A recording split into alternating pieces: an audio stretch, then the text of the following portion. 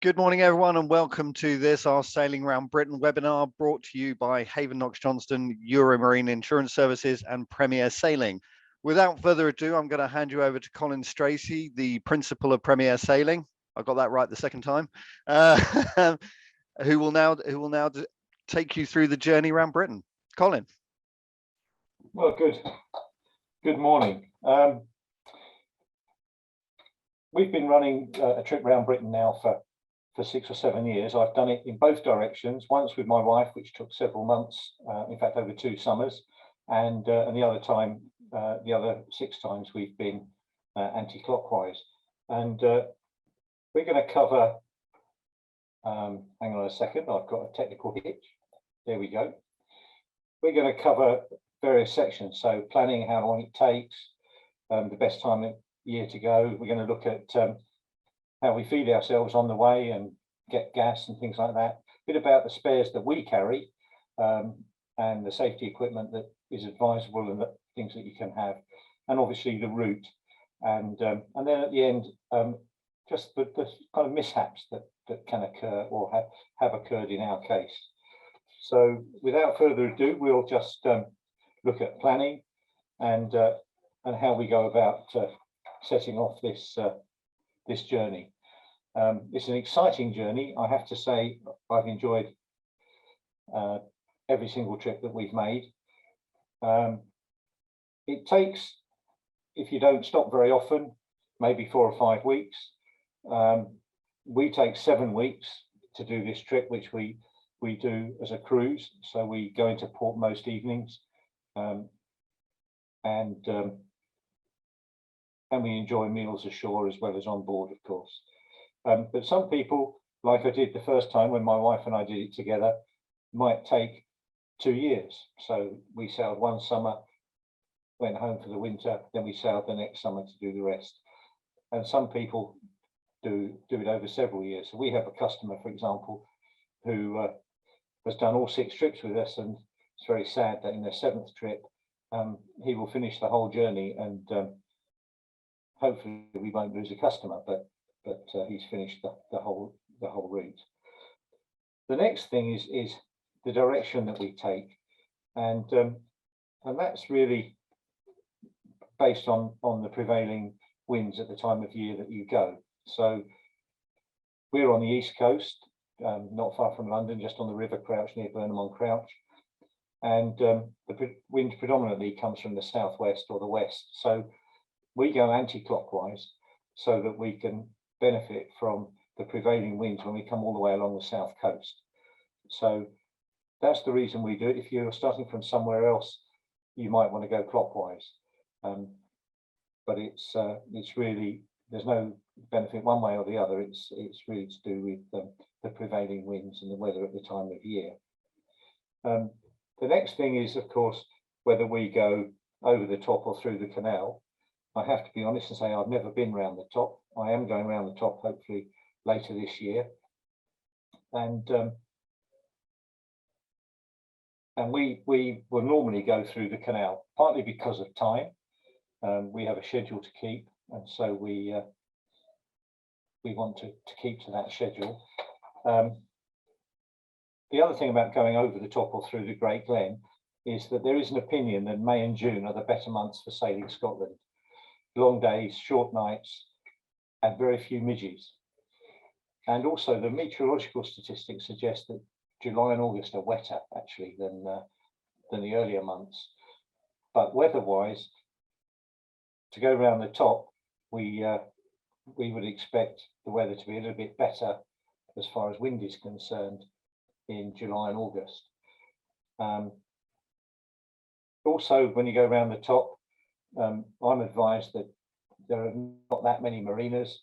You're going to have to anchor a lot.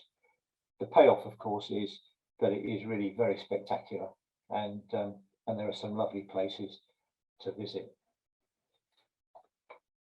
So we're going to look at navigation and the things that we need to think about. And the first thing really when it comes to navigation is what charts we have. And we have quite a good relationship with IMRAE, and up-to-date charts a new almanac, various pilot books and things like that, as well as obviously the electronic things that we have, like chart plotters, and possibly a backup of a tablet or an iPad, just in case things don't quite go according to plan with the electronic bits and bobs. Now, IMRAE produce a list, as you can see here, of sailing around Britain, and if people want to buy IMRAE charts, they actually offer a discount if you buy the pack. You don't have to buy every single one of these because you might not be going around Ireland, so you don't have to buy them all, but they offer a discount if people mention that you've seen this webinar and you want to buy the charts for going around Britain.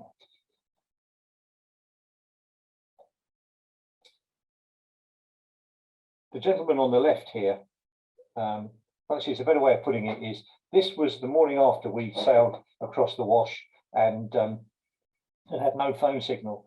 So age is no limit to this.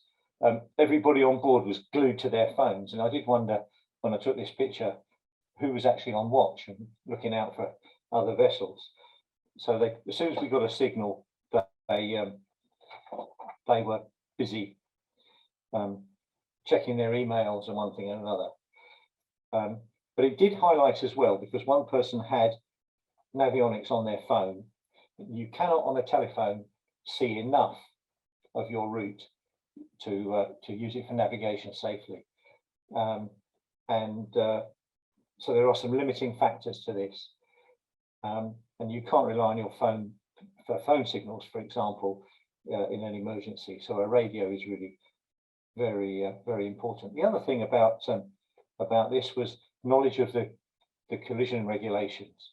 So the guy in yellow was used to navigating container ships and the like, and when he was on watch during the night, he gave a large ship a bit of a talking to about the fact that they were wanting us to deviate from our course when they were the giveaway vessel. And knowing what other masters of vessels are going to be doing when they see you coming is quite important in making sure that you stay safe. So the things to think about are, can you get in and out of a harbour, the heights of tide, the tidal stream, so that you make best progress, swinging bridges and entrance to ports, races, things like that.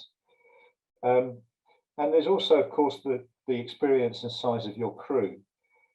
I would say that anybody who's at day skipper level should be able to navigate themselves around the coastline. They should be able to do this trip. You need a little bit of tidal experience. So someone who's done their day skipper in the Med and then not sailed in the UK really needs to get some experience of sailing here first. But I'm assuming that most people watching this have got their own boat. And when it comes to the size of crew, a cruising couple can do this quite happily. My wife and I enjoyed our sail immensely when we went around the coast the first time. And when it comes to a size of a boat, the boat we used the first time was a Snapdragon 29, and in a Force 9 the boat was better than I was. So the size of the boat really is the only limitation is how long you sail it for, as in, do you sail through the night, do you sail short journeys and do it day by day? So I don't think there is really much of a constraint when it comes to that. And then we look at victualling. We're going quite fast because there's a lot of things in this. So how do you get supplies and what do you need? And that depends on the type of cruising that you're doing. So this picture was taken one evening in harbour, but we've got here a couple of people who are vegetarian and some that are not. And it really is useful to have a comprehensive menu. So we produce a menu for the whole week so that we can see what we're eating. We can make sure that everybody is fed well on the boat, and we have it delivered by Sainsbury's, Waitrose, whichever one is nearest to us at the time. We also use on occasion Tesco's. So there is no problem with booking ahead and getting your food deliveries to your ports as you arrive. And I've always found that the drivers are immensely helpful, and in some cases extremely happy to have something different than just traipsing up someone's driveway and dumping crates of food. So when it comes to the menu, we always have something that we can make if we're doing an overnight sail, so it's chili or curry or something like that, that everybody when they come on watch can warm some up and keep themselves fed.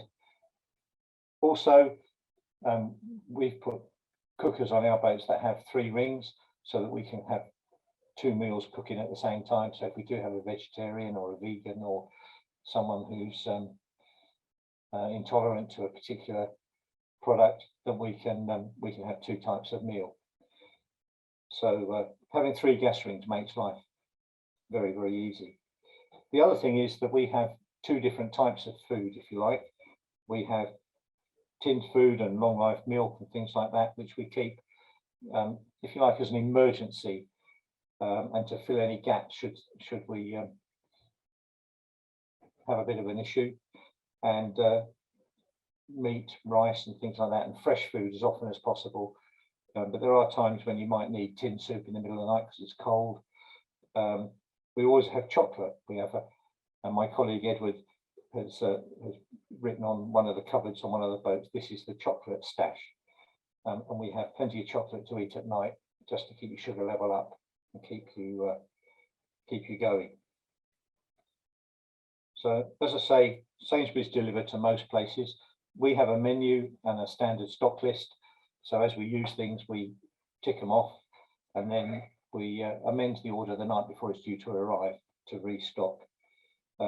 We have had some difficulties. You'll see on the bottom left-hand side here, a bottle of water and a loo roll. So there was one time when we struggled to get loo rolls and we struggled to get bottled water. So that was a bit of an issue.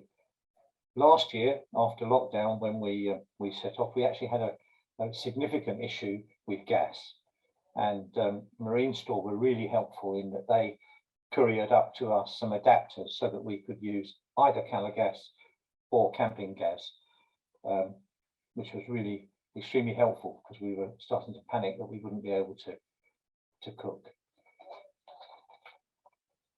So if we look at the spare parts that we carry,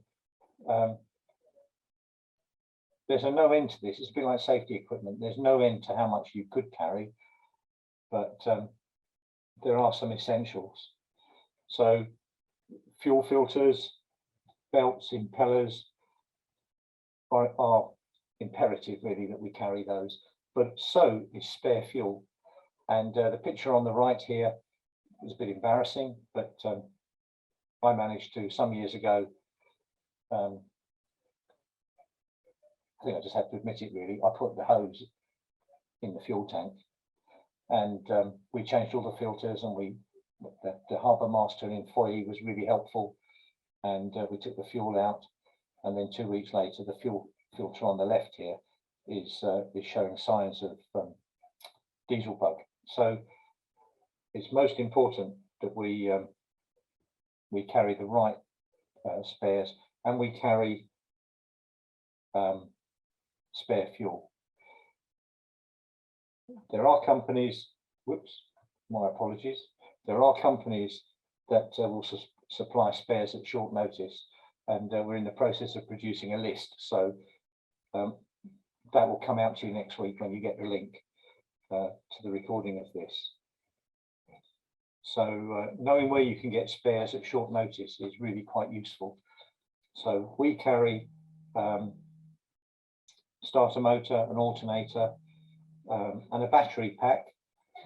We also carry rivets and a rivet gun, obviously light fittings, a few plumbing fittings, Jubilee clips of various sizes, and silicone repair tape. Silicone repair tape is magic stuff because you can wrap it around a a pipe that's leaking, and it will make a semi-permanent repair.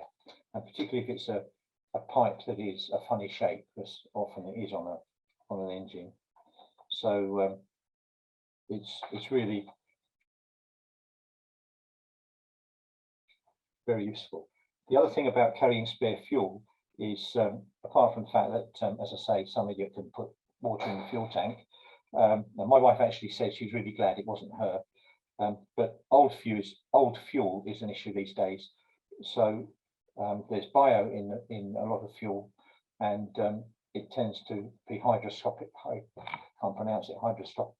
Hydroscopic, and attract moisture. So, and also it can separate out over time into vegetable oil and spirit.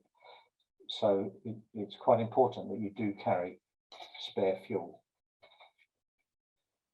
If we look at safety equipment like spare parts, the list is enormous. And this picture is actually taken from the RYA, and you really need to decide on what equipment you want. But a DSC radio is imperative these days, and so is the knowledge of how it works for every member of your crew. So we had an issue a couple of years ago. One of the things we do is we run a flotilla where people can take their own boat across the channel, and if they've never done it before, they can join us. And on the way back from the Netherlands a few years ago, we suddenly noticed that we could know as daylight came twilight, we found that we couldn't see one of the other vessels. We'd be able to see it all night. We called them every hour through the night pretty much. We called them again to see where they were, and we couldn't get them to answer. And to cut a long story short, a crew member had gone down. We'd made a DSC call, makes the alarm go off on the radio. The crew member had gone down and turned the radio off by mistake because they didn't understand exactly what buttons they were pressing. All they thought that they'd done was silence the alarm. And that ended up actually with a lifeboat coming out looking for them. And so it's most important that you know how your safety equipment works. It's the same with flares. On a dark, cold, rainy night, it's too late if you're in a situation to try and read how they work. You might decide actually that on a leisure boat that you don't want pyrotechnics. You might want to buy a laser flare, and they are easier to use and there's less chance of it going wrong. The other things, fire extinguishers in every cabin, a first aid kit. If you talk to a doctor and tell them you're doing a journey like this, then they will usually, if you're on medication of any kind, they will usually either arrange for you to get it locally in various places or give you enough to cover the journey. The other thing that they might do, and it's happened with us, is you can get a prescription for some amoxicillin or a similar antibiotic if you feel that you suffer with infections at any time. So it's very useful. Obviously, we have life jackets, tethers, throw lines, jack stays, anchors, radar reflector, and life rafts. I would deem a life raft as being essential, but things like EPIRBs, personal locator beacons, AIS and radar, they're things that you might want if you're going to be going 45 miles offshore or not, where the radio might not be picked up by the Coast Guard, but they might not be essential for you in your particular vessel. We also carry an additional hand-operated bilge pump, which we found useful on a couple of occasions. But we need to let common sense prevail. The life raft, for example, doesn't have to be ocean going. You do need to have a grab bag, and as we mentioned earlier, flares, you could have a whole webinar on the pros and cons of flares, but foghorns, handheld radios. I would suggest you look at what a coded boat for the area that you're going to be sailing in needs and base your safety equipment on that. If you're having a life raft or you want a life raft, there's no need to buy one. both Suffolk Marine Safety and other companies will hire them. And I spoke to them yesterday, and we get our life rafts from Suffolk Marine Safety. And a life raft hire for 6 months is about £300 and an EPIRB about 150. And again, if you mention that you've seen it on this webinar, then they will offer you a discount on that. So it's worth hiring it rather than spending out thousands of pounds on buying one. The other thing is that every 3 years they need to be serviced, and the cost of servicing is between £300 and £400. So hiring a life raft actually makes quite a lot of sense. Now, next we have the route that we're taking. And in our case, we're going anti-clockwise from our start near Burnham up to Newcastle. Each of these legs, as far as we're concerned, is a week, and we stop in between, but we're often with one overnight leg on each one. So because we have a timetable, we miss out, for example, the Wash. But there are little ports on the Wash, like Wells, Boston, that make nice stops for small vessels, and particularly if you can take the ground. Spurn Head, for example, is an absolutely beautiful anchorage and very protected. But you can take as long as you like if you're doing a cruise around the UK. So in our case, we've got a bit of a timetable. So let's have a look at some of the pictures that we've got. And it's interesting that every time you have two boats going together, it becomes a bit of a pride thing, and you've got to get there first. This is when we set off on our very first round Britain trip. And I'm just hoping that the next bit, where we show you some pictures of where we've been, doesn't get too boring and too much like holiday snaps, really. So the East Coast is much maligned by some yachtsmen, and I think they've either never sailed it or they've listened to too many comments from people who sail the other side of the country or on the south coast. Our coastline goes from the flat marshes of Essex to the rolling hills of Suffolk, and then, you know, what better place to arrive but the inspiration for Bram Stoker's Dracula, which is Whitby.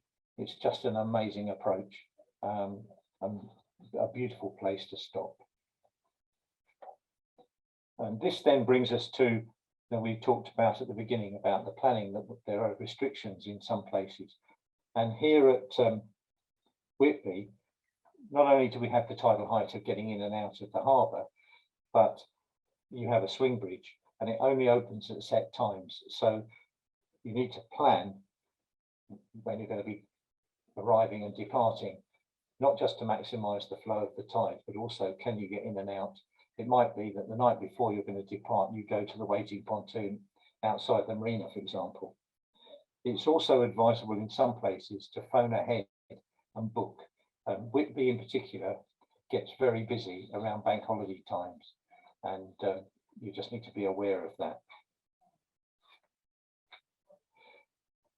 Other places on the East Coast that you really must stop at are places like Lindisfarne.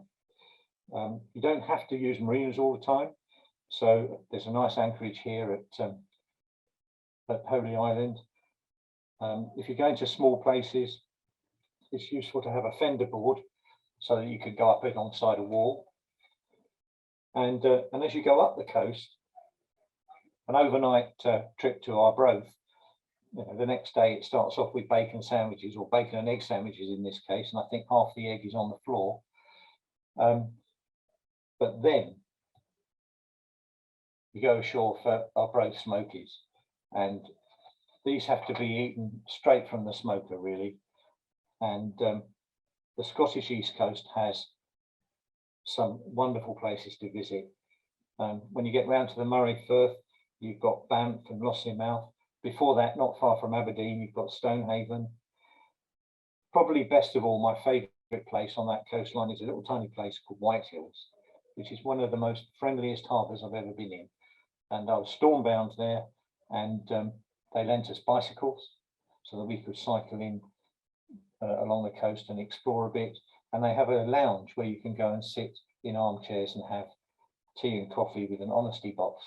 So I would say to everybody, before you arrive at Inverness, a stop at Whitehills is absolutely essential. So then we come to the Great Gland and the Canal, and it's operated by Scottish Waterways, and they operate all the locks for you. But you will need a couple of fairly long walks. And to a certain extent, you're at the behest of Scottish Canals, so progress can be slow. The talk at the canal entrance takes 20 minutes or so, and if you've done it before, you know exactly what the gentleman's going to say before he says it. But it is quite useful to listen carefully about what they're saying. If you fall in a lock, it can be extremely dangerous, and they actually give people stars if they wear life jackets. So if there are only two of you on a boat, it's worth talking to somebody else who's a cruising couple that's doing the canal, and perhaps rafting up so that you can take both boats through the canal at the same time. It makes life a lot easier.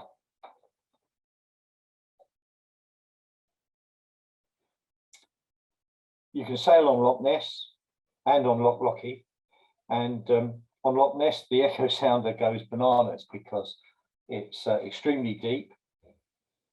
In between the locks there are little bits of canal, and there are various stop-off points where there are shops and pubs. So Fort Augustus is the main one where there's a supermarket, and you can get gas and things like that. You need to be aware that on Loch Ness, the wind can funnel between the hills, and these can, or there can be, unusually big waves. Lots of people think that it's going to be nice, gentle sailing. In fact, Loch Ness is the only place where we've had the boom in the water, and that's where we came out from behind Urquhart Castle. The wind had funneled down the hill. We were chatting away, not paying much attention, and the next minute the boat was on its side, and the coffee went everywhere. So, and then we come to some of the places that you might be able to stop, and this is the Eagle Barge at Lagan Locks. You can phone ahead or go online, and the idea is that you order what you're going to be eating, the main meal, by 3 o'clock in the afternoon. It's a fish restaurant. They do vegetarian food as well, but you order your fish meal by 3 o'clock in the afternoon, and then when you arrive at 7 or whatever time you've booked, you have fresh fish because they go off to the fish farm and get it. It's extremely good. You must be aware that facilities on the canal are fairly scarce, and you need to be self-sufficient, particularly with toilets and showers. They are a bit 1970s-ish, although there's a lot of work going on to improve them. Electricity is a bit of an issue. It's advisable to take an adapter so you can plug 2 boats into the same pillar. And if you get electricity, somebody might come along and charge you £3 for the night. So having some cash to pay for that is quite useful. It's a bit strange that they charge us nearly £300 for a 38-foot boat to go through the canal, and then they collar you for £3 a time for the nights that you plug into the electricity. But that's just the way it is. The other thing is a stash of £1 coins is useful if you're going to try and use washing machines, because they take, and the dryers take, pound coins. When you reach the end of the canal, you're at the top of Neptune Staircase, right next to Ben Nevis, and it is absolutely stunning. One of our crew last year ran up, and I mean ran up. They put running shoes on and things, and they ran up Ben Nevis and back. And they did it for fun. I don't understand that at all, but they did it for fun. And then we've got the 9 locks of Neptune Staircase, and this can take all day. And there's just a hint here in that when you go into the locks at Neptune Staircase, don't have the boat too near the lock gates at the stern as you're going down, because you will get wet. And it wasn't raining. All the mist and everything, and the reason for all the wet weather clothing is because the spray from the water coming over the top of the lock gates was there. So it can take all day. Vessels, commercial vessels take precedence, so you do need to be aware of that. And just a kind of side issue really is that our changeover points are all close to railway stations, and the changeover point for the canal is actually at the bottom of Neptune Staircase, where Bannerby station is right there. It's only a 2-minute walk to where we can moor up. So it's a lovely spot. And then we come to the west coast of Scotland, and it's a beautiful spot, and it's really a case of what route you take based on the weather. And we usually base ourselves, if we're going to be there for a few days, at Kerrera, opposite Oban. So from Fort William we sail down to Kerrera, and then we might go to Mull or Iona. And the decision then is, do we go through the Crinan Canal, or do we go around the bottom of the Mull Kintyre? So in our case, because of our timetable, we will go through the Crinan Canal. And the Crinan Canal is operated by yourselves, so you have to operate all the locks yourself, or you can hire a pilot who will do it for you. It can be a bit intimidating. Last year we had a bit of an issue with a pilot who wouldn't take no for an answer, and but there's no reason at all why you can't go through the canal as a cruising couple. Everybody helps everybody else, but you will get through it quicker if you use a pilot. And of course, we've then got the Clyde, and there'll be dolphins, all sorts of things. The Clyde is a beautiful sailing area.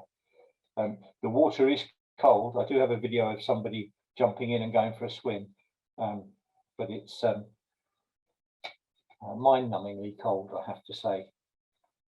And then we have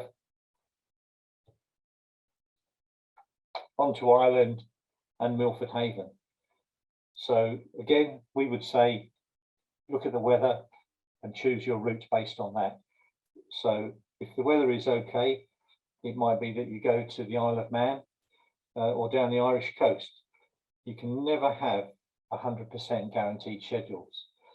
So we did at one time go into Whitehaven, and the next year I put on our schedule that we were aiming to go to Whitehaven, and one particular customer was most upset when we didn't, but because of the weather we went down the Irish coast and crossed to Milford Haven direct from Ireland.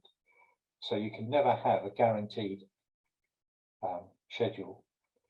But the 60-mile trip from Portpatrick to Bangor is always a highlight, and these 3 guys really enjoyed it. The gentleman on the left has been in a couple of pictures. He did the whole journey right the way around the UK, and he actually said it gave him the confidence to take his westerly Centaur to lots of different places. In fact, it's not a Centaur, it's a consort, but he really enjoyed it. Trip of a lifetime. And I put this picture in purely because we have the most wonderful sunsets when you're at sea. I just couldn't leave it out. From Milford Haven, we go off to Plymouth, and we seem to always have dolphins when we cross the Bristol Channel. and it's an exciting part of the journey. And we've anchored at Lundy, and there is a pub at Lundy. These two guys put the dinghy in the water, rowed ashore, went up to the pub. They said the beer was lovely, particularly after the very steep walk. The other thing that we've had at Lundy is basking sharks swimming around the boat, and in fact somebody suggested that I went for a swim with them, but I declined because I know they don't eat people, but basking sharks are much bigger than I am, so I gave it a miss. And then Pedestal. So Lundy, Pedestal. What can one say? Pedestal is just a lovely place to visit. The people are very hospitable, and there's plenty of time for fish and chips and things like that. And but the next part of the journey needs to be thought of quite carefully, because you're going from Pedestal round Land's End, and there really isn't anywhere else to stop on the way. And when you get round the corner, quite often yachts are not welcome at Newlyn. It's a fishing port, and twice we've been told we couldn't enter, even after we had tried to book or told them we were coming. Penzance is a tidal harbour, and they have waiting buoys outside. So although it's not far from Newlyn, the waiting buoys, particularly in a swell, are very, very uncomfortable. And one of my colleagues and I, we moored the two boats up on the waiting buoys, and we agreed with each other that it was the most uncomfortable night we'd ever spent at sea. It's very awkward. So sometimes we would make the journey, miss out Penzance and go straight to Falmouth. But that's a decision you have to make based on the weather. And then the final part of our journey is Plymouth back home. Well, I've got a smile now. And should I strip off so it looks like the sun? I don't know if you can hear that, but I don't think it was that warm for stripping off myself. But the journey along the south coast, it was quite spectacular in some ways. There's lots of places where we can all right, lots of marinas.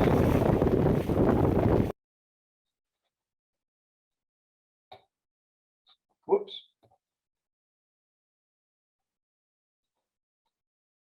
And the end of the journey is always somewhat sad, and they don't look particularly happy. This is on when the boat was on its way back into Fambridge in 2017, and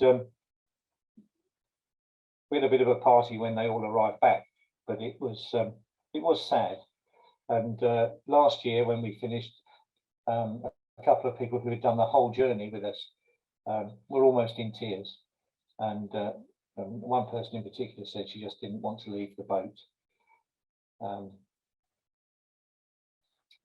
And we do this to raise funds for Macmillan, and in this particular picture, this is where we were joined by the managing director of a marine store, and for some publicity photos to promote the Macmillan, the work of Macmillan, etc. So now we come to the things that we don't really like happening, but these are things that have happened to us. So the ones that's not shown here is we had a throttle cable break, and we used a bit of string through the little hole that you have in the engine casing to cloak a fire extinguisher through. So we had a bit of string through that, and we made the decision to go to Grimsby because we thought fishing port. There were advertisements online for companies who provided 24/7 engineering cover and one thing like and the other, and but in fact we ended up having to have a throttle cable couriered from Lowestoft all the way on a motorbike to Grimsby, and we would have been better off to have gone to Whitby, but you make these decisions and learn by the errors that you make. So this looks more dramatic than it really was. We had the stern gland go on a big southerly that we had borrowed for one of the trips, and I thought the skipper did remarkably well. They stuffed tea towels into it and stopped the water coming in, and then they sailed into Blythe. And when they got to Blythe, they called up the harbour and said, could they possibly have a tow just to a berth? And the answer, sadly, was no. You'll have to go out and call the Coast Guard. So I'm still aggrieved by this, because the RNLI is not a towage service. So it was highly embarrassing. But I thought the crew did very, very well. And the supplier of the stern gland sent it overnight, and the boat was back on schedule the next day. Then we have other little things that happen. So we had to replace the engine in Milford Haven, and at all the changeover ports, we have a day of rest, and we were very fortunate that we were able to source a second engine and worked through the night. And one of my colleagues very kindly drove the van back, and we arrived at Plymouth around about half an hour before the next lot of customers arrived. So we did. We were very fortunate indeed. And the reason we had to replace the engine was that someone left the stop lever up, and the person trying to start the engine carried on trying to start it, even though it wouldn't go. And all the time you're trying to start the engine, water is being pumped into the exhaust pipe. The exhaust pipe is open to the exhaust valves, and they fill the engine with water.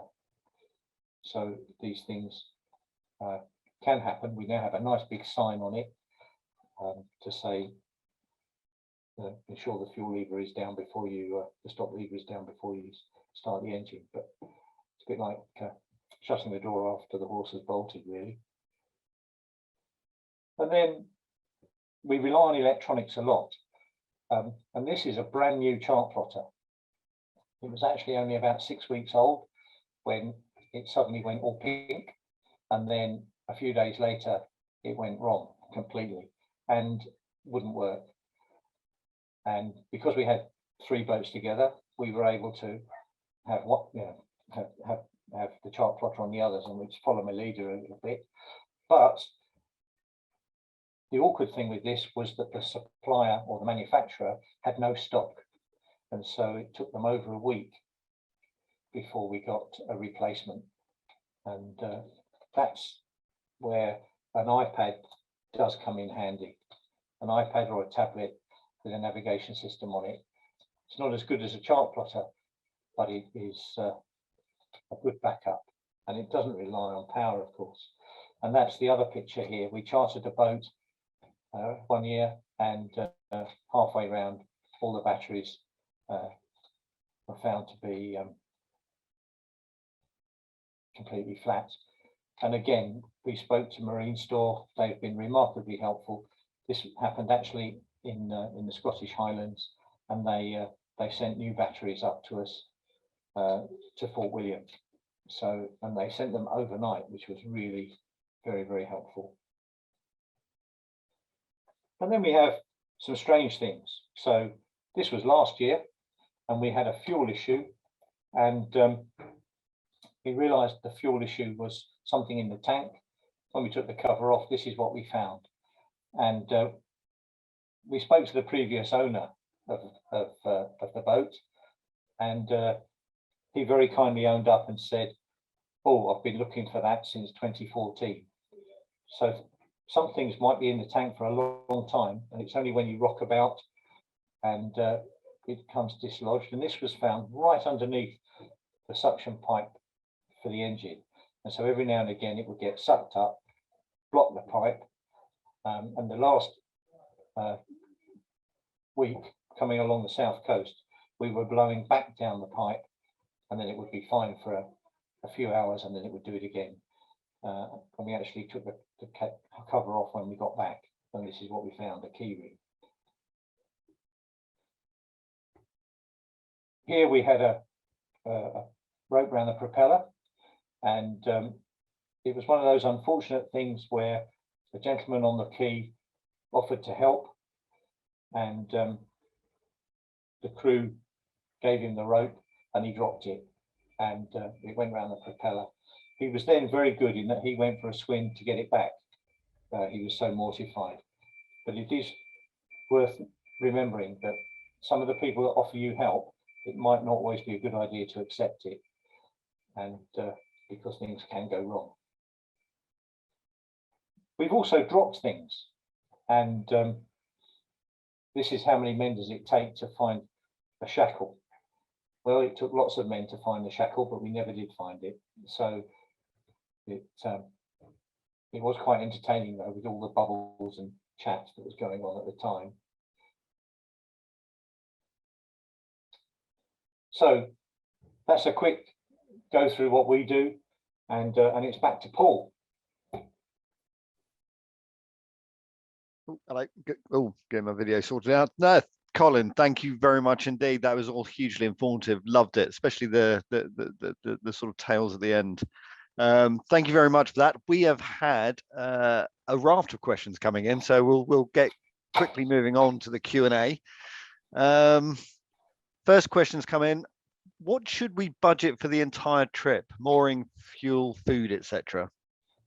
Okay, so the figures we've got from last year, and of course they're going to be slightly different this year because things have gone up considerably, but our average spend on mooring fees was £32 a night. So obviously it was much more expensive on the south coast than it was both in Scotland or on the east coast. Fuel, we averaged £42, £43, something like that, per week, because we are in a sailing boat. And I've got a little note here about gas and food. So we budgeted £160 a week for food, and we expected to spend about £10 a week for gas. I suspect that will be a little bit higher this year.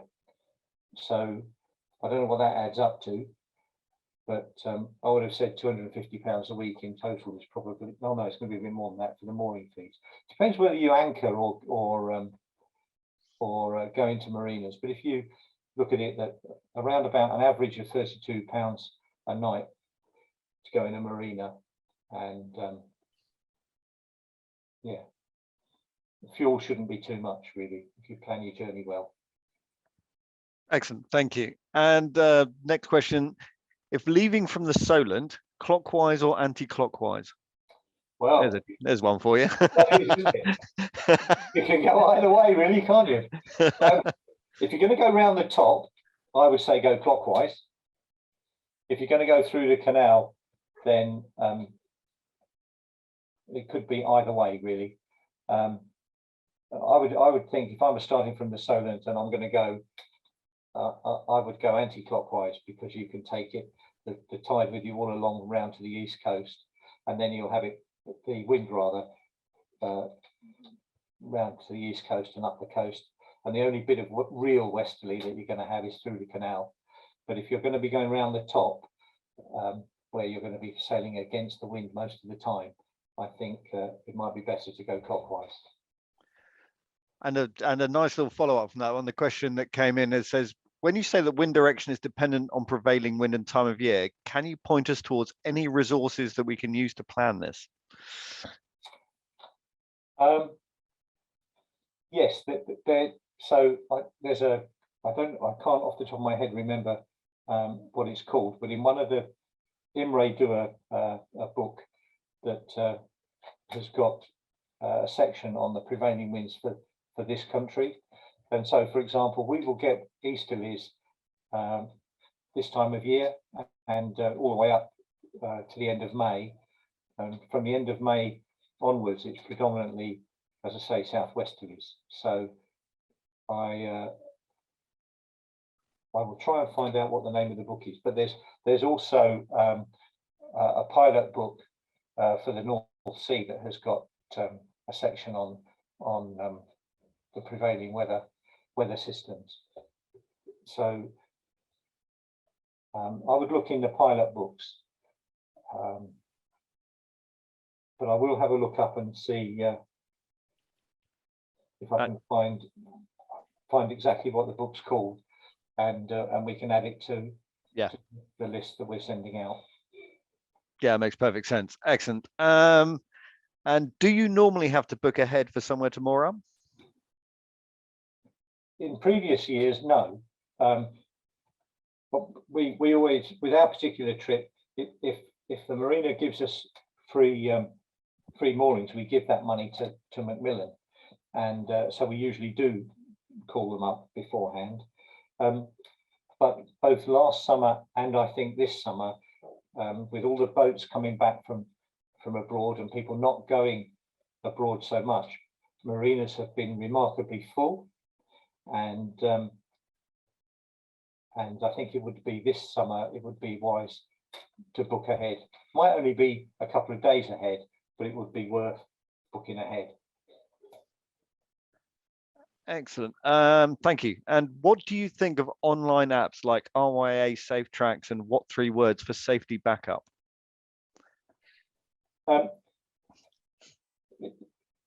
What 3 Words, I'm not so sure about. Safe Tracks,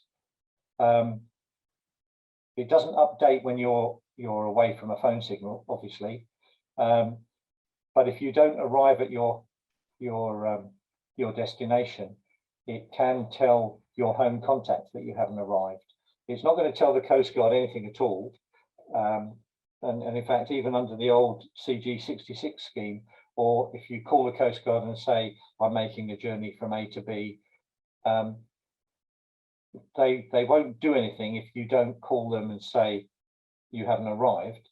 They will wait for somebody ashore to come and say this boat's overdue, etc. So, but Safe Tracks, you can have it so that it tells your home contact that you haven't arrived. So Safe Tracks, I think, is the better of the two, but it as I say, it's not going to track you like, for example, marine traffic or vessel finder. So we use marine traffic and vessel finder so that we know where all the vessels are all the time, and we've been very impressed with those actually, and it gives, in our case, when we've got customers on board, it gives their loved ones confidence. They can look and see where the boat is and know that we're going along nicely. So Safe Tracks is fine, but it is an app, and so it has limitations when you haven't got a phone signal. Perfect, thank you. And I don't know if you're going to know this off the top of your head, so I've Googled it just in case. What's the largest vessel that can get through the canal? Are there any depth restrictions on the route through? Okay, so the biggest vessel that can go through the canal is there's a commercial vessel that has about 2 inches either side that goes through every week. But you've Googled it, so you will have the facts, but I think it's about 2.5 meters draft. It's 4.1 meters draft. Oh, well, there we go. And length is 150 foot or 45 meters.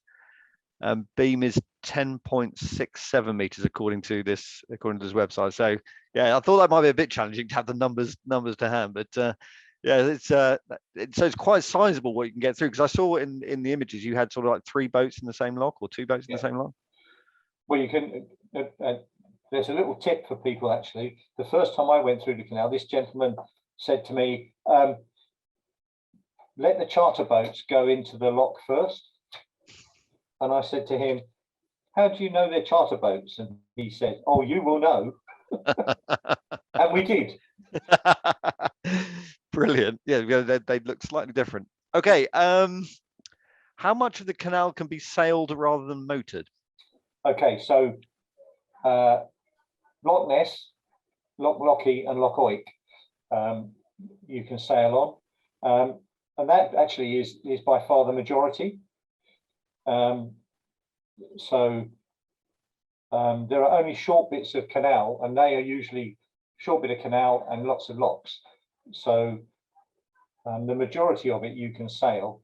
They get a bit funny if you put the Genoa out when the wind's behind you on the bits of canal, if you like. So we had some really nice weather, and I pulled a bit of Genoa out, turned the engine off, and it was beautiful.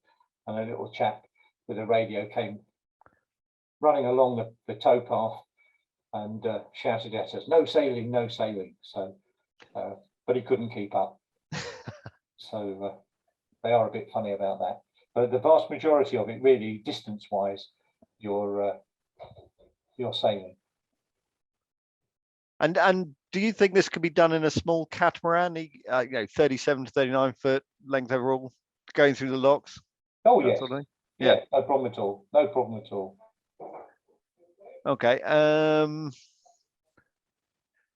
Yeah, the next question. My wife and I are planning to take our Helmatic 30 around UK clockwise starting April for 6 to 7 months, taking the Crinan and Caledonian canals. How long in advance do you find required to book the passage through the canals? And given how weather can affect plans, how accurate with dates do you need to be? Okay, so planning your journey through the canal, you don't have to do anything at all. You can just, the Caledonian Canal, you would probably give them a ring the night before, and they will tell you, based on your draft and everything else, what time to be at the entrance. Coming from Fort William, that's not too much of an issue if you're going clockwise. Coming out at Inverness is the issue, because it gets very shallow that end, but they won't let you out if there's not enough water. Crinan, again, just the night before. It's worth having a look at their website. Last year they had staffing problems and also problems with the lock, and so they had it closed for a couple of days just before we arrived. But that's an unusual occurrence, so you don't normally have to book to get through either of the canals, really. You just phone the night before to get a time slot for entering. And the next one is, a holding tanks are mandatory for the canal, or? No, they're not. And in fact, there's nowhere on the canal, as far as I'm aware, other than in one of the marinas, where you can get a pump out. But everywhere where you stop, there are public toilets. So it's a case of using the shoreside facilities, because you can't sail the canal at night. Oh, okay. And that sort of brings on the next one. Is there a time restriction for passing through the canal once a transit fee has been paid? And are there anchorages and buoys in addition to marinas? Okay, so it's very difficult to anchor. There's only one marina really on the canal, one at each end and one in the middle. But there are pontoons all the way along. So you just find a space on a pontoon. You might have to raft up at busy times, but there's plenty of pontoons. And as I say, there are public toilets at each one. Not all of them have electricity. So that's a bit of an issue. And time-wise, when you're buying a transit license, it's for 1 week or 2 weeks or whatever. And Scottish Canal's website, you can book it online and pay for it online. So we usually go for a 2-week license, which gets us through the Crinan Canal as well. Or you can pay them separately. If you pay for each one separately, it's 60 or 70 pounds extra. But it might be that you want to spend far more time on the west coast before you come into the Clyde. So, but a normal license is 2 weeks, really. And I think we're moving off the canal now a little bit. So do you have any rule of thumb guidelines on fuel quantities?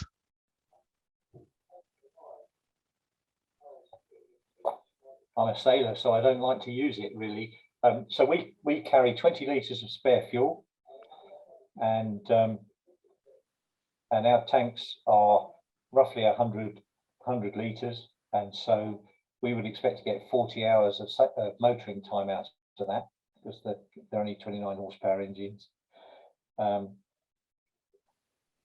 So no, I don't have a rule of thumb other than I always carry 20 litres of spare fuel. The last thing we want to do is fall out. Yeah, I mean, we just had someone come back to us with fuel cans being essential in northwest Scotland, north of Tobermory, as most harbours cannot fuel yachts alongside, or you have to buy from a garage, apparently. So there's some good hints coming in from people as well. So always good to have a little bit extra in case there is no fuel available, I suppose. Yeah. And someone that, as a follow-up to that fuel question, you're keeping obviously spare fuel on in cans. Would you keep some separate in case some of the existing fuel is off, or? No, that's down to managing it. So every time, probably not every time, but every now and again, we would put the spare fuel in the tank, and then we refill the cans up. So it's a case of how you manage your fuel supply.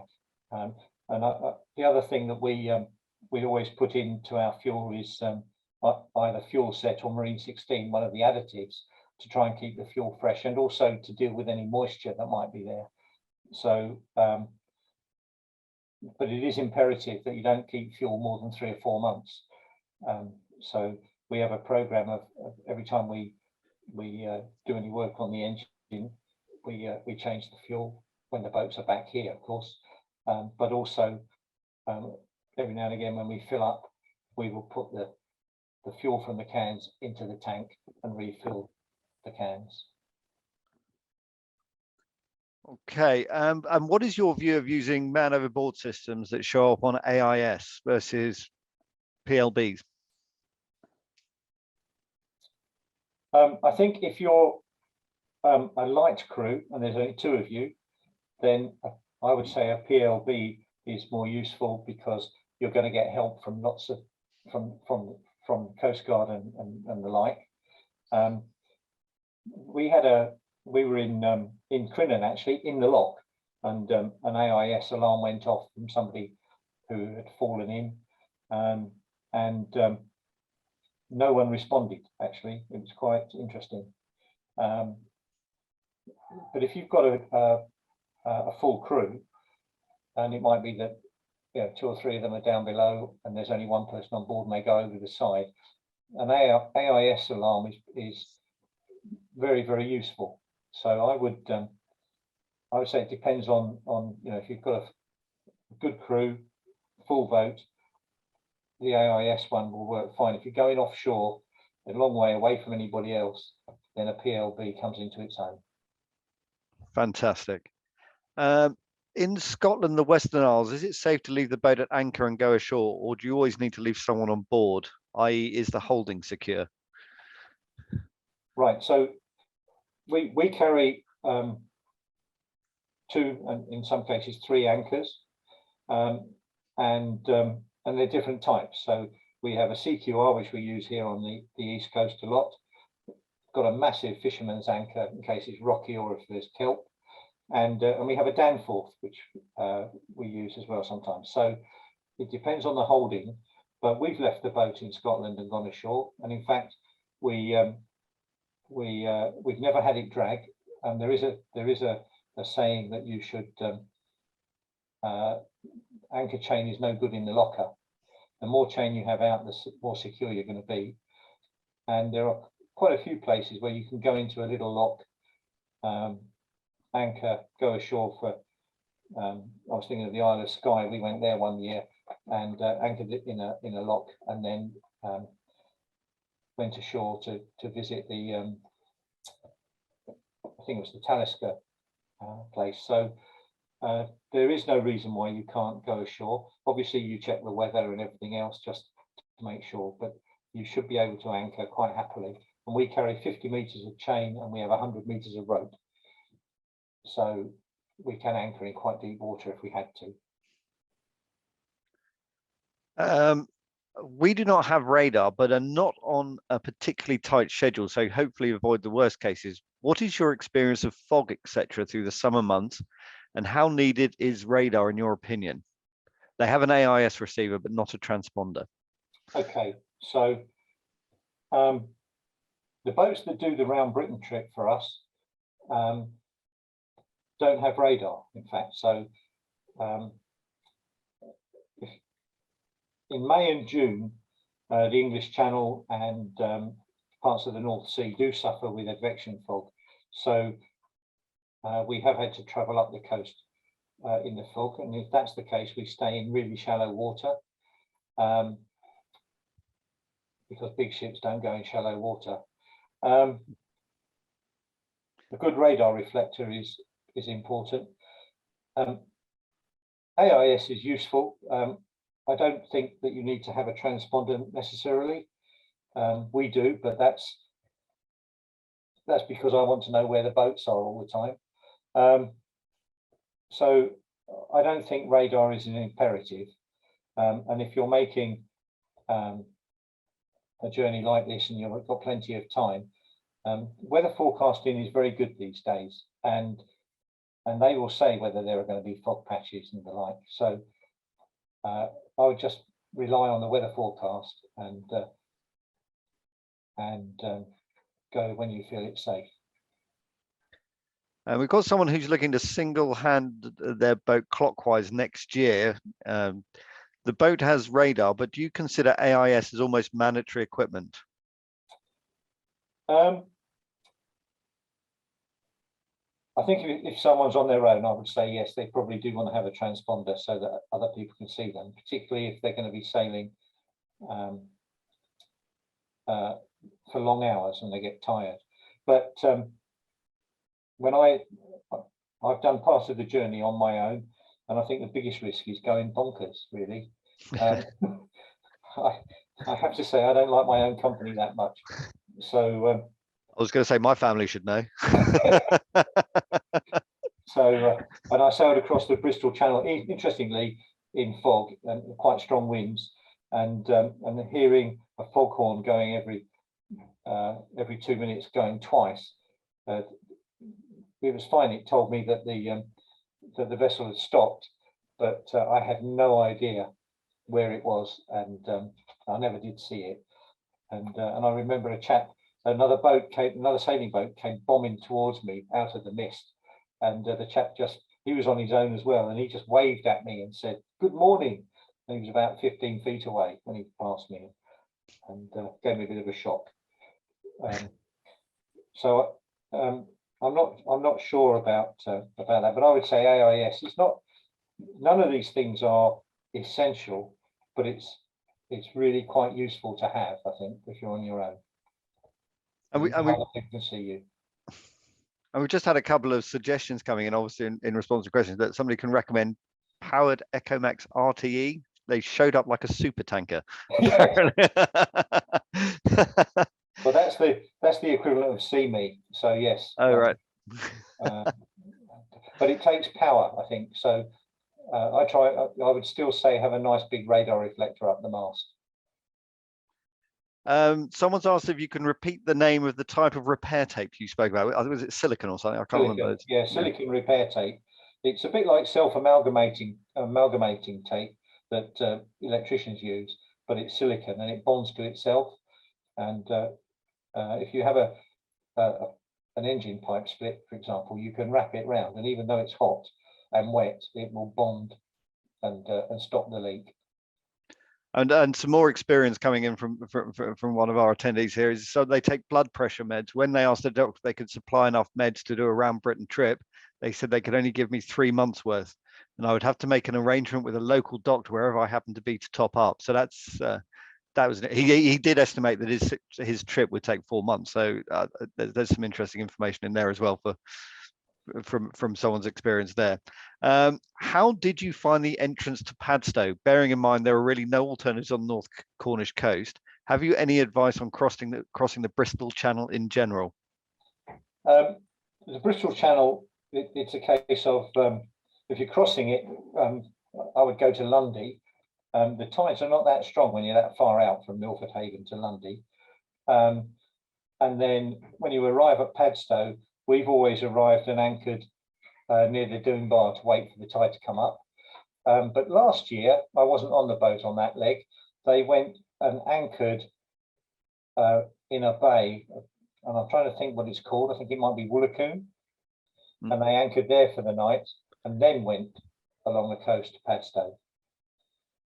So there are alternatives on that bit, but from Pedestal down and round Land's End, there isn't really anywhere to go. Okay. And what watch patterns did you adopt? We adopted 3 on, 3 off. Okay. Yep. Through the night. During the day, people catch up with their sleep. So from 9 o'clock at night, we did 3 on, 3 off until 6 o'clock in the morning. And another one coming in. Have you ventured around the outside of Ireland? If yes, any thoughts? Okay, so myself personally, no. But my colleague David, we ran a trip, a cruise round Ireland a couple of years ago, 3 years ago now, and the scenery is beautiful. If you need a lift out, it's really cheap. We were quite amazed at that. It was less than half the price of having a lift out here. We had a problem with the sail drive, but it's also worth doing very short journeys because the weather can be quite dramatic and the changes can happen very, very quickly. So David was stuck in Galway for a few days, and there was somewhere else up towards Northern Ireland, a bit higher up. I can't remember exactly where it was, where he was stuck for a week because of bad weather. So as long as you've got plenty of time, it's a lovely area to sail, but you do need plenty of time. And some more advice coming in on the whole medication thing. There are legitimate private pharmacies that operate online. You fill out a detailed medical questionnaire, which is reviewed by a doctor, and then you can order your meds. They used it very happily for blood pressure meds when spending the summer in Brittany a couple of years ago. You have to pay for the meds, obviously, but it was worth it to avoid the hassle. There you go. Some more. This is great. Got a little chat going on here, and hopefully some good solutions that people can use. And what apps have you used for weather prediction? Okay, so I've got at the moment I've been looking at the weather because I'm sailing this weekend. I use Windfinder and Wind Guru. I find that they're all much of a muchness, really, but they are reasonably accurate. I still listen to the shipping forecast to get a wider picture of what's going on, and we do look at the synoptic charts because what's important to us is making sure that we're at our destination when the crew changes. So it might be that we look at the weather forecast for a few days ahead using the synoptic chart, make a decision about going early or waiting. So it's not just the apps. So we use, as I say, Wind Guru and Windfinder, and then we use the shipping forecast as well.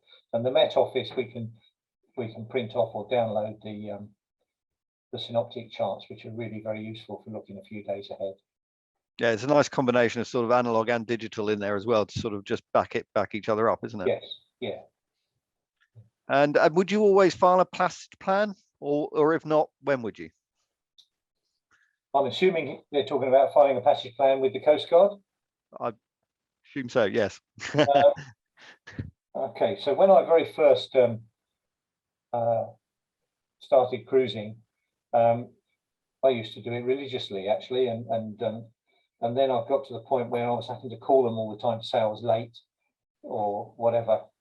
So the only time I really do it is if I'm on my own. We don't tend to file a passage plan. We have a home contact that knows exactly where we're going. We've got safe tracks, and so if we don't arrive at our destination, our home contact will ring us. And of course, I'm watching. If I'm not on the boats, I'm watching what's going on AIS. So if they're late, we know they're late. So I would say it's better to use your home contact, if you like, as your safety backup. They know you, they know what you're like, they know the boat, and in a way, they're going to be more used to the Coast Guard. And there's a kind of, it's a slightly different subject, but we had an instructor who was taking his boat down to the Canary Islands a few years ago. And I was in the River Orwell at anchor on a training course, and his wife rang me, the instructor's wife, who was on his way to the Canary Islands, and she said that he had said that if he hadn't arrived by this particular time, she should ring me. It would have been nice if he told me this, but so his wife rang and said, look, he hasn't arrived, and I'm really getting quite worried. I then called the Coast Guard and said, you know, there's a boat on its way to the Canary Islands, it's overdue, etc. And I was extremely impressed because it took them less than half an hour. And in that half an hour, they had spoken to the Spanish. The Spanish had called the boat, spoken to the skipper. He was 45 miles from his destination in the Canary Islands and had been delayed by bad weather. And of course, he hadn't got a sat phone. All he got was his DSC radio. So he couldn't tell anybody that he was delayed. They had also phoned his wife and put her mind at rest, and then they called me back to say, you know, everything's all right. So I think your home contact is the most important bit when it comes to this. Brilliant advice, thank you. This one's going to be an interesting one. Do you think it's realistic to attempt such a passage with just 2 people on board, assuming boat size between 30 and 40 feet, both crew fairly experienced, or do you think it's too much of a slog?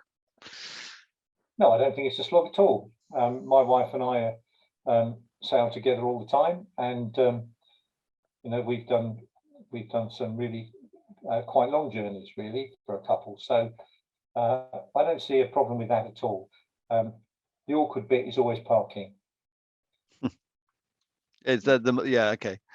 So yeah, it's just getting the berth and all the time of year and all that sort of stuff, and getting a berth that is easily accessible for people when they're short-handed.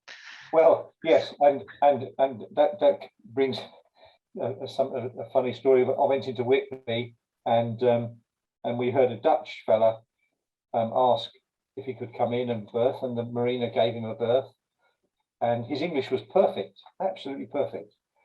And then he went and started to berth it in a different place from the one that he'd been told. And suddenly his English became really bad. And when we saw him later,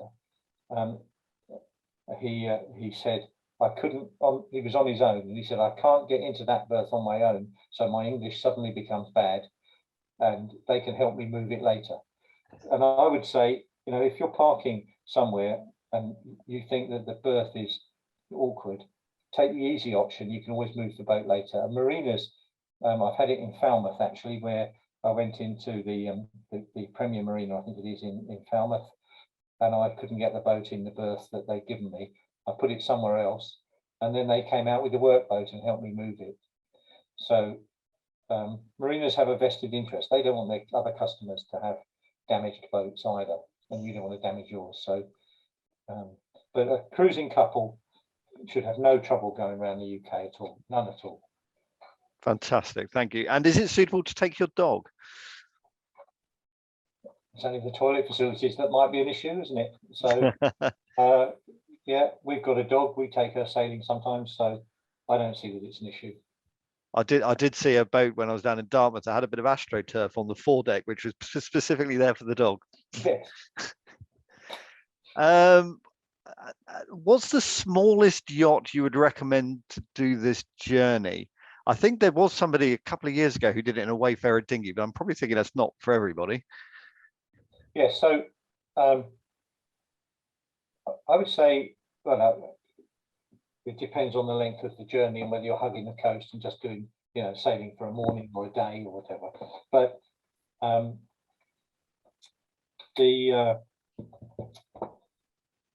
trying to think of the name, but we've got a couple of people who've got a Saddler 26, and they've been around the UK quite happily. I know of various people who've sailed a Centaur, which again I think is 26 foot. They've gone around all right, and in fact we have quite a close friend who's got a Beneteau first 26, I think it is, and he's been all over the place in that, and in some quite bad weather as well. So, and he's in his 70s. So it depends on your competence and the fact that you take all precautions you need to. I think a 26-foot boat is perfectly capable of making the journey. And I suppose it's also how well you get on with the people you're sailing with in such a small area. Yeah. Yeah. And are there any places you would recommend for leaving the boat for periods of time? I suppose, yeah, if people want to go and do a leg and then head back home and then rejoin the boat, is there any there that are sort of where you would sort of say you could stay for a couple of weeks, it wouldn't be too expensive, all that sort of thing? There's lots of places, particularly the smaller harbours, where they will be more than happy to look after your boat. So we left ours for a whole winter in Glasson Dock in Lancashire, which is at the end of the Lancaster Canal, and that wasn't particularly expensive, really. Obviously, if you leave it on the south coast somewhere, it is going to be expensive, but there's lots of places on the Bristol Channel and the North Cornish coast as well. You know, there's places like Watchet. In fact, that's not Cornwall. I think that's Somerset, but it's in round the corner. So there are lots of places where you can leave a boat quite economically for a winter or for a few months. We actually left the boat because we had a family issue. We left the boat in Pedestal for 2 weeks, and that wasn't particularly expensive either. The harbour master moored the boat out in the middle of the harbour where it was out of the way of everybody, and rather than up alongside the wall or on the pontoons. And I was really quite surprised how inexpensive that was. The thing to do is ask, but the smaller the place, the less it's going to cost. Excellent. And do you use or recommend any particular pilotage book? No, I've got the Shell Channel Pilot. We've got a pilot book for the North Sea. Quite often, the pilot books have got exactly the same information as the almanac. So I tend to rely on Reed's Almanac and local charts. If we're going somewhere a bit special, so if for example you're going to sail between Anglesey and the mainland, then I think the pilot book for that area is worth having, and there is a cruising club guide for that.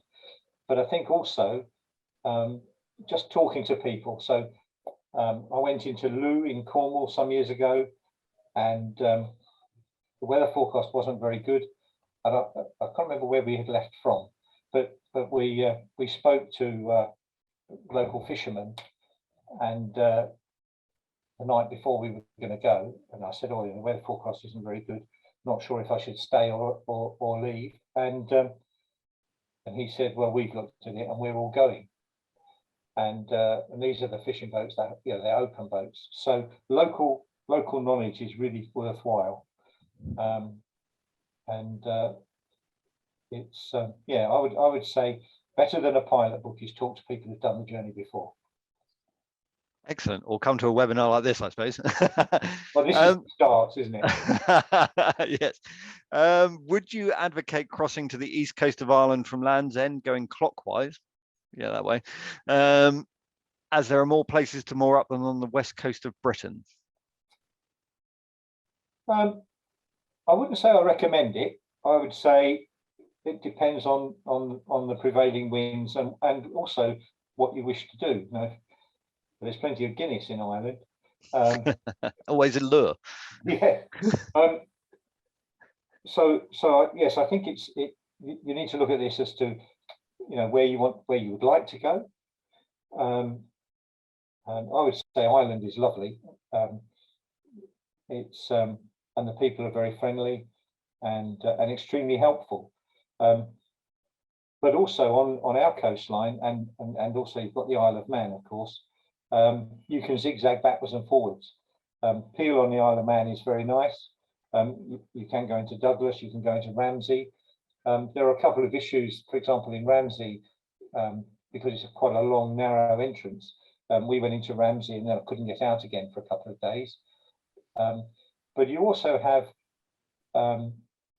they don't sound very appealing, perhaps, when you say Whitehaven. It's not very far from Sellafield and all that sort of stuff. But actually, Whitehaven, Maryport, there's a lot of history, particularly naval history in those places, and the harbours have been developed so that they've got marinas in them. They're not expensive to stay there, and there's a lot of history involved. So lots of ships were built in at Maryport, and there was a lot of trade going into that part of the UK as well. And I think it was Whitehaven where there is actually an importer of rum that is quite famous. I can't remember the name, but certainly there's a museum all about rum from the Caribbean. So all of these places have got advantages to them. And somebody's just mentioned that. Have you ever? I haven't heard of these, but Antares charts. Apparently they're good for Scotland. I have actually, but I've never seen them, so I can't really comment. Okay. And following on from the theme about sort of having maybe disappearing over to Ireland or having more place stay, what would be someone's asked what would be the situation if you needed to get shelter in France without having planned or expecting to enter? Do you know what the customs situation is at the moment? Okay, so we had a boat go over to France late last year, and we had to go into a port of entry, and they weren't able to. So this was the western end of the English Channel, and so when they went in, I can't remember which port they went into, but they had to get a bus to Roscoff to file the paperwork. Now, I understand we've got a trip going to Boulogne in a few weeks' time, and I understand that they don't make us do that anymore, but we will find out for certain when we go. We also have to file paperwork when we come back. So I've been told that the trip that we're going to make in a few weeks' time, we will have to tell the UK government where we're going, number of people on board, passport numbers, all the things that you would have to do as far as an air transport is concerned. And when we get to France, we will have to fill in a paperwork and pop it in an envelope and post it. So that's the situation as I understand it at the moment. That might change when we've made the journey. If I don't come back, I've made a mistake. Locked up in a French prison somewhere. How limiting is a 1.8 meter draft on the east coast north of the Wash up to Scotland? It's not limiting at all. Ours are all 2 meters draft, the 3 boats we use for this journey, and we've used a Bavaria 36 that was 2.3 meters draft. It's not a problem at all. You've got 5 or 6 meters just about everywhere, I think, at low tide. It's only the going in and out of harbours that you just have to wait for the tide or plan your journey to arrive when there's enough water to get in. We've been into Hartlepool, we've been into Sunderland, we've been into obviously Newcastle and Whitby. I've been into Bridlington and Scarborough. There should be no issue at all as long as you wait, you planned your journey to arrive at the right time, there's enough water to get in. And I think you may have sort of partially just answered this one, but if you're short-handed and don't want to sail through the night, north of Lowestoft, are there where do you kind of think are the good places to stop? And okay, well, I would go round the wash, so I would go to Wells Next to Sea, and in fact, and then there's Bridlington. If you cross the wash from Wells, you can. It will mean that it's going to be kind of 14 hours or so, but you can be in Bridlington then, or you can go straight across to into Hull if you wanted to, or you could go Wells Next to Sea, Grimsby, or any of the harbours along there. Wells Next to Sea is interesting because if you've never been there before, when you call them up to ask to go in, they will. If you've not been there before, they'll send the pilot boat out to bring you in, which is really rather lovely. So that's quite good. But you can also go round to Spurnhead and drop the anchor. There's lots of places you can stop. You don't have to sail overnight necessarily. perfect. And could you provide a little more detail about your approach to paper charts? You mentioned IMRA. Do you use coastal approach and harbour charts, or do you just generally use the coastal ones and then pilot books? Or okay, so we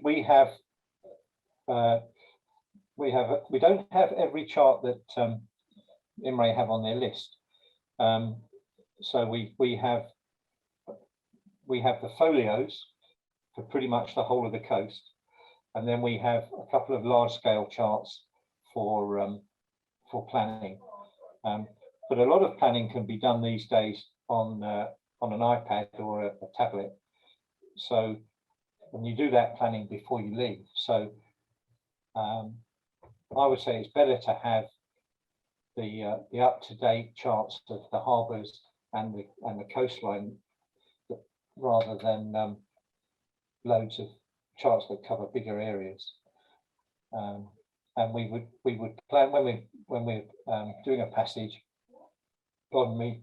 We would put them in the order in which we're going to be using them,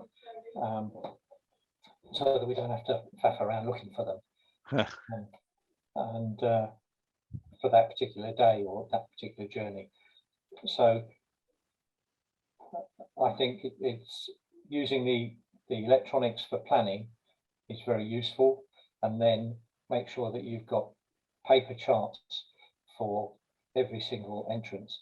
The almanac is very good, but it has so much information in it, and it's not to do with our coastline, but I went to a place called Zumaya in Spain, and I have a boss who if she asks me something once, I'll answer it. If she says the same thing twice, that means that I've got to take proper notice. And we were going to Zumaya. I've got the almanac, and the almanac said that there was 2.5 or 3 meters in the entrance channel, and my wife said, "I'd like you to buy a local chart." And I said, "Well, why?" And she said, "Well, the almanac has so many updates, but the information might not be 100% right." And so we bought a local chart, and that's when we found out there was only 0.9 of a meter in the entrance channel. So up-to-date local charts, I think, are most important. fantastic. We've got someone who's planning to start from Chichester in mid-April and go clockwise. Yeah, I'm planning on taking 2 years, leaving the boat on the hard standing somewhere in Scotland. Any recommendation as to best access, and how difficult is the west coast of Ireland? Well, we answered a bit about the west coast of Ireland. You're going to take a long time because the weather can be very changeable. And it might be that if you're having a leisurely journey, you want to leave it there, actually. Ireland is quite inexpensive for leaving boats around. West coast of Scotland, I've forgotten exactly what the question was, where to leave it, or... Yeah. The Clyde is probably, there's lots of marinas and places where you can have the boat lifted in the Clyde. Yeah. We've been to Rue is a nice one. You've got the Yacht Haven group, they've got Troon and Largs. Yeah. There's Invakip. But again, if someone's thinking about transport backwards and forwards, then there's a train station at Rue. There's a train station, I think, at Troon as well. And good connections to Glasgow. So there's lots of scope. But if you're leaving a boat, you need to be somewhere where you can get to it. Brilliant. Yes, because yeah, it's all about thinking about sort of how you get there and back, I suppose, as well, isn't it? So and also someone's going from Padstow to the Scillies. Oh, have yeah, you done that? Nice. Yeah, just choose the weather. The gentleman who did the whole of the round Britain a couple of years ago, whose picture's been in some of the slides there, he went over to the Scillies and was there in the storm, and so there's no reason why you can't go from Padstow to the Scillies. It's going to take 20 hours or so, but so long as the weather is good, there's no reason at all. Just need to remember that in the Scillies there are no marinas, so you're going to be at anchor, and you're going to have to leave the boat at anchor. So you need to choose your weather. But coming from Padstow down to the Scillies actually is a nice journey, and easily done. And there's another one. I think we've mentioned this before. A place to keep the boat for a few weeks near Lancaster. Didn't you say Glass and Docks or something like that? Or Glass and Dock, yeah. We left our boat I used to live in the Lake District, so I know the area reasonably well. And Glass and Dock is good. You can also get, it depends on the draft, but you can get all the way up to Preston if you're going to be leaving it for a long time. But the access to Preston and to Glass and Dock actually are quite limited. I think you only have about an hour once you get there to get in through the lock.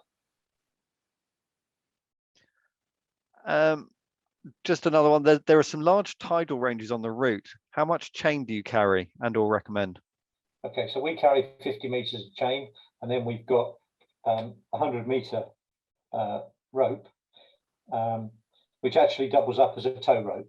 So it's not a case of we've just got 100 meters of rope stuck in the locker with the anchor. We've got 50 meters of chain, and then if we needed it, we could put up to 100 meters of rope. But 50 meters of chain is perfectly adequate.